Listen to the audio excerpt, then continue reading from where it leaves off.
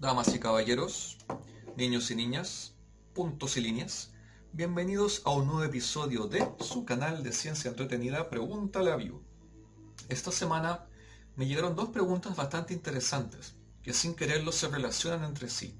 La primera hace alusión a la posible existencia de otros planos más allá del plano físico, y la segunda hace alusión a posibles formas de vida o seres o entes que pudieran venir justamente de otros planos más allá del plano físico que conocemos nosotros. Estos son el tipo de preguntas que me hacen preguntarme a mí, ¿dónde se dibuja realmente la línea entre la ciencia y la ciencia ficción?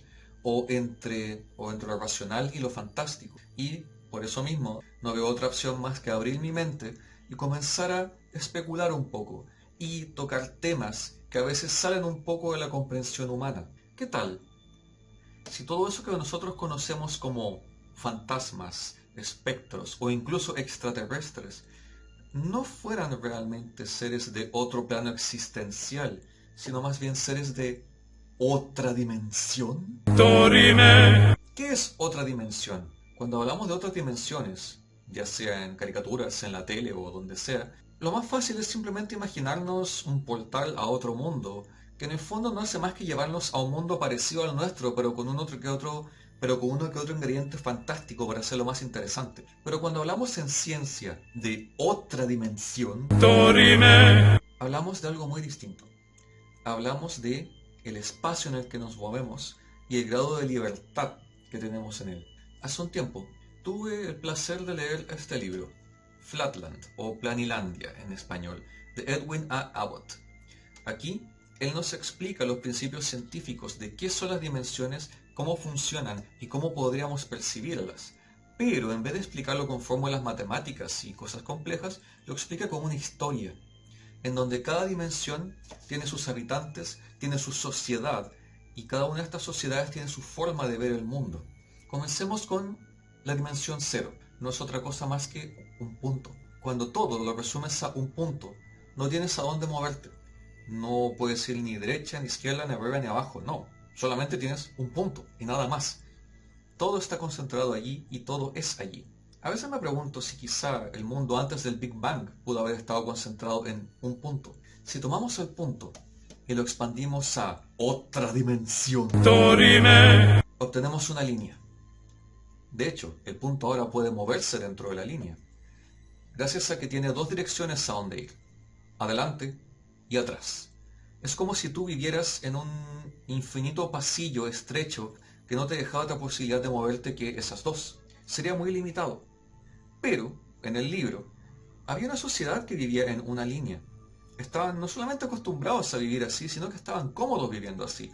Y como habían vivido toda su existencia en una línea, jamás se les pasó por la mente que pudiera existir algo más. Si tomamos la línea y la expandimos en otras dos direcciones, obtenemos un cuadrado.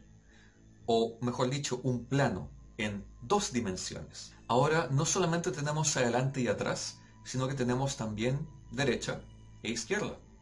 El punto aquí podría moverse con mucha más libertad, incluso la línea puede moverse dentro del plano. Es en este mundo donde gran parte de la historia del libro ocurre, pues nuestro protagonista es un cuadrado, totalmente plano, que vive en este mundo plano. Y los otros habitantes son líneas y triángulos y círculos. Y lo más gracioso es que esta sociedad tiene como visión, jerarquía, religión, etc. Y perciben el mundo a su manera. El cuadrado está lo más cómodo viviendo en su mundo plano, hasta que un día es visitado por una esfera, un ente de otra dimensión. Dorime. La esfera viene de la tercera dimensión, que no es otra cosa más que el mundo en el que vivimos nosotros. Un mundo donde no solamente hay adelante y atrás, o derecha e izquierda, sino que también tenemos arriba y abajo. Y es desde arriba que la esfera le habla al cuadrado. Y el cuadrado solamente oye su voz. Es incapaz de oír a la esfera. La percibe como si fuera un fantasma o un ser paranormal. La esfera entonces se mete al plano del cuadrado, pero cuando él la ve como un círculo. Y cuando la esfera intenta pasar a través del mundo plano del cuadrado, el cuadrado la ve como un círculo que simplemente se expande y se encoge, y se expande y se encoge. Es incapaz de verla como lo que en realidad es, una esfera.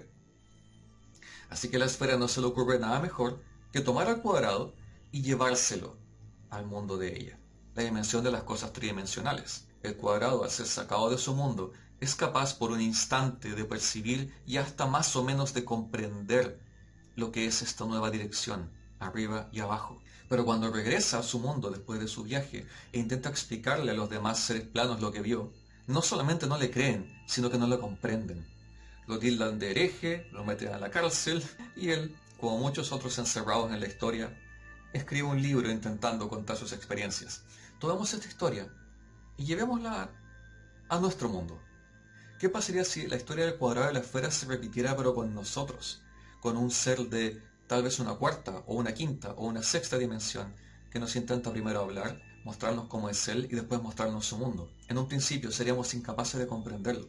¿Por qué? Porque su mundo tiene una física que nuestros sentidos no pueden comprender. Si hablamos, por ejemplo, de la cuarta dimensión, hablaríamos de un espacio que tiene no solamente adelante, atrás, izquierda, derecha, arriba y abajo, sino que estaríamos agregando al menos dos direcciones más. Los científicos que intentaron teorizar sobre la cuarta dimensión las llamaron Ana y Kata. Ahora, si tú me preguntarás, ¿para dónde son Ana y Kata?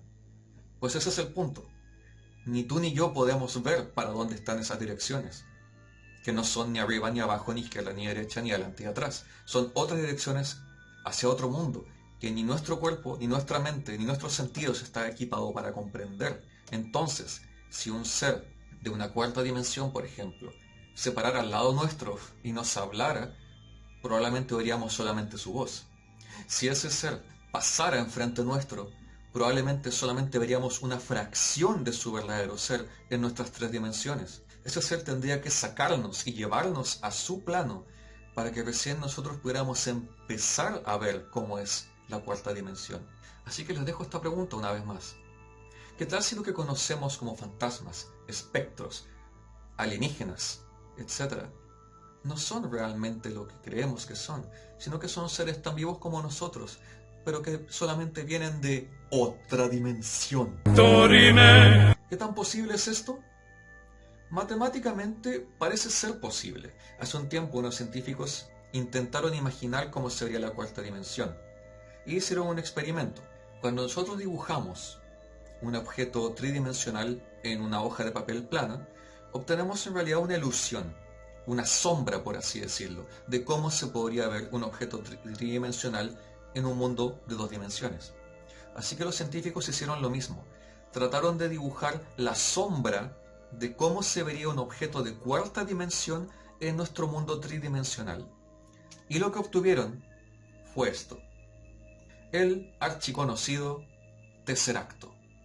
Así es, el tesseracto en sí mismo no es un objeto en cuarta dimensión, es solamente la sombra de un verdadero objeto en cuarta dimensión. Es la forma en que nosotros percibiríamos un objeto en cuarta dimensión si éste viajara a nuestro mundo. Las personas que están de acuerdo con la teoría de cuerdas abren incluso la posibilidad de muchas más dimensiones. Llegan tan lejos como una onceava dimensión. ¿Tiene sentido esto?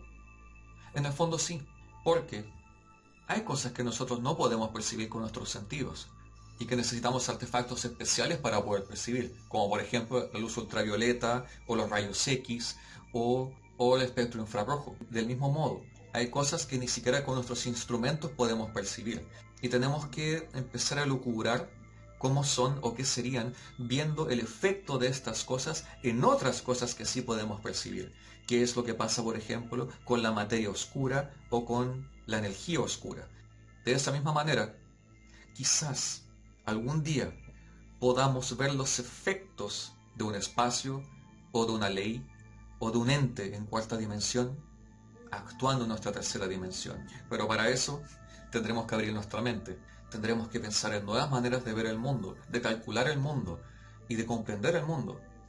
Y quién sabe, tal vez haya un premio Nobel esperando allí para uno de ustedes que descubra una forma para nuestros limitados sentidos de percibir la cuarta dimensión y a sus habitantes, si es que están ahí observando.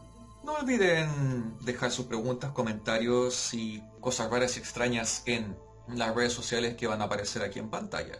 Nos vemos la próxima semana. Y si no los vuelvo a ver porque me fue a explorar la quinta dimensión, yo les digo, buenos días, buenas tardes y buenas noches. Gracias por ver.